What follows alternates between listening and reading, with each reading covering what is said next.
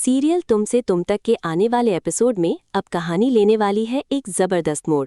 क्योंकि जहां एक तरफ आर्या और अनु की मेहंदी की रस्म खुशियों के साथ शुरू होने वाली है, वहीं दूसरी तरफ मीरा और जालंधर की साजिश का पर्दाफाश भी होने वाला है।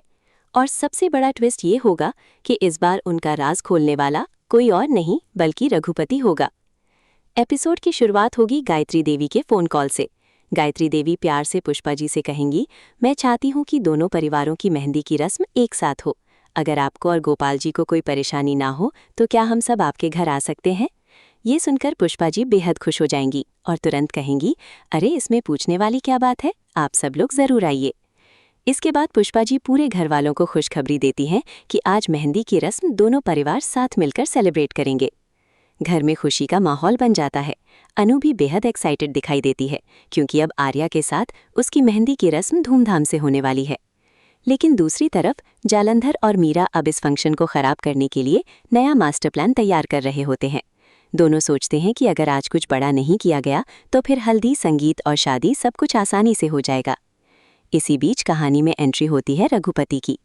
जब रघुपति को पता चलता है कि आज आर्यावर्धन और अनु की मेहंदी की रस्म है तो वो भी वहां पहुंचने का फैसला करता है। शुरुआत में उसका इरादा फंक्शन बिगाड़ने का होता है, लेकिन तभी वो मीरा और जालंधर की बातचीत सुन लेता है। रघुपति छुपकर उनकी सारी बातें सुनता है और उसे पता चल जाता है कि दोनों मिलकर आर्या और अनु की शादी तोड़ने की साजिश रच रहे हैं। इतना ही नहीं, रघुपति उनके प्लान की ऑडियो रिकॉर्डिंग भी कर लेता है। अब पहली बार उसे एहसास होता है कि उसने गलत लोगों का साथ दिया था। वो सोचने लगता है कि अगर वो ये सच आर्यावर्धन को बता देगा तो शायद सब उसे माफ कर देंगे। उसे उम्मीद होती है कि उसकी बहन भी उससे फिर से बात करने लगेगी और मोहल्ले में उसकी इज्जत वापस आ जाएगी। इसके बाद रघुपति सीधे आर्यावर्धन के पास पहुंचता है। शुरुआत में आर्या उसे देखकर गुस्से में आ जाता है क्योंकि उसे रघुपति पर बिल्कुल भरोसा नहीं होता।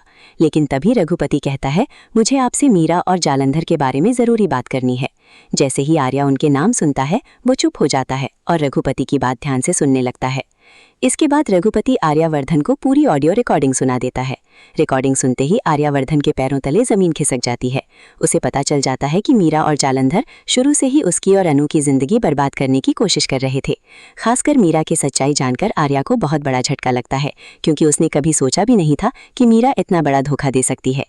इसके बाद आर्यावर्धन रघुपति की तारीफ करता है और कहता है कि उसने पहली बार सही काम किया है। इतना ही नहीं, आर्या उसे इनाम भी देता है। वहीं पुष्पा जी, गोपाल जी और अनु भी रघुपति को माफ कर देते हैं। मोहल्ले वाले भी अब उसे अलग नज़र से देखने लगते हैं। दूसरी तरफ रघुपति अब गुस्से में मीरा के खिलाफ खड़ा हो जाता है। वो कहता है, अब मैं मीरा को नहीं छोड़ूंगा।